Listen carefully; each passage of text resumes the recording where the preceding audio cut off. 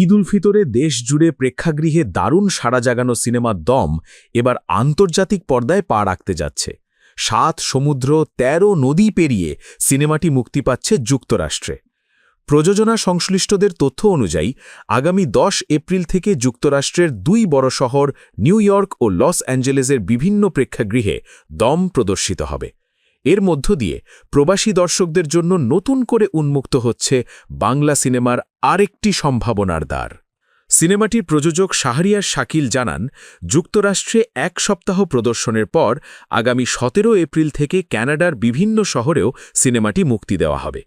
আন্তর্জাতিক পরিবেশনা সংস্থা বায়োস্কোপ ফিল্মসের প্রতিনিধি রাজ হামিদ বলেন, উত্তর আমেরিকার দর্শকরাই এখন বাংলা সিনেমাকে নতুন প্রাণ দিচ্ছেন, আর সেই ধারাবাহিকতায় দম তাদের জন্য বিশেষ উপহার হতে যাচ্ছে। বর্তমানে দেশের মাল্টিপ্লেক্সগুলোতে সিনেমাটি সফলভাবে প্রদর্শিত হচ্ছে।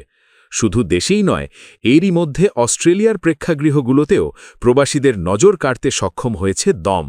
ফলে আন্তর্জাতিক বাজারে ছবিটির সম্ভাবনা নিয়ে নির্মাতা ও সংশ্লিষ্টরা আশাবাদী।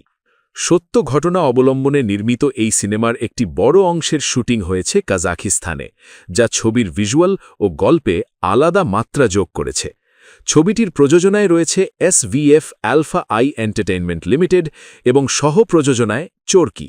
অভিনয়ে রয়েছেন জনপ্রিয় অভিনেতা আফরান নিশো, পূজা চেরি এবং গুরুত্বপূর্ণ চরিত্রে চঞ্চল চৌধুরী।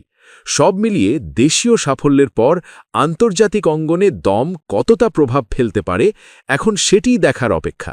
বিশেষ করে নিউ ইয়র্ক ও লস অ্যাঞ্জেলেসের প্রেক্ষাগৃহে দর্শকদের প্রতিক্রিয়া কেমন হয় তা নিয়েই আগ্রহ সিনেমাপ্রেমীদের। বাংলা সিনেমার এই যাত্রা যদি সফল হয়, তবে ভবিষ্যতে আরও বড় পরিসরে বিশ্ববাজারে জায়গা করে নিতে পারবে দেশের চলচ্চিত্র, এমনটাই প্রত্যাশা সংশ্লিষ্টদের।